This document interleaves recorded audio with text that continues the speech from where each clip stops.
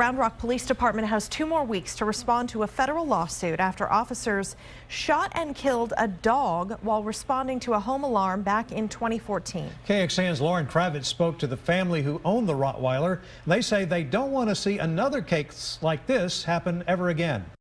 Rocco!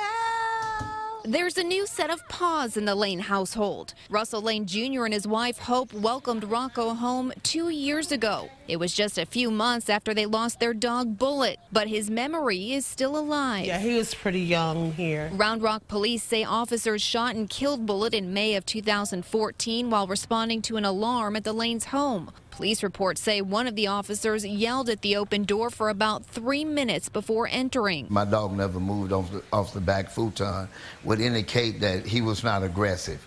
An aggressive dog will meet you at the door. Officers say once they were inside and spotted Bullet in a back bedroom, he started to growl and began to charge, so they shot him. But Russell says the 8-year-old dog had hip dysplasia and it was difficult for him to move. He was standing up, he was stretched, and he would limp probably for the first 2 or 3 minutes. The lawsuit alleges officers lied. An animal crime scene expert who reviewed the autopsy believes the dog was retreating when he was shot. There has to be a better procedure of going to a resident and knowing that that resident has a dog. They have to have dog sleeves, they have to have something.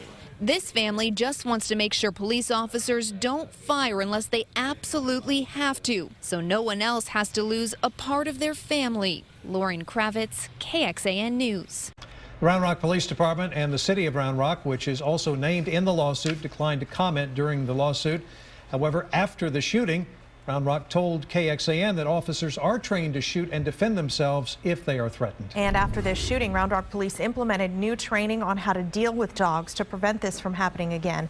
Police also teamed up with the Animal Control Unit to roll out a program called BARK. As a result of that shooting, BARK is short for Be Aware of Residential Canines. The department issued stickers to people to put outside their homes, doors, gates, or windows to let officers know a dog lives there when they respond to an emergency. You can get a sticker at the Round Rock Police Department or from any animal control officer.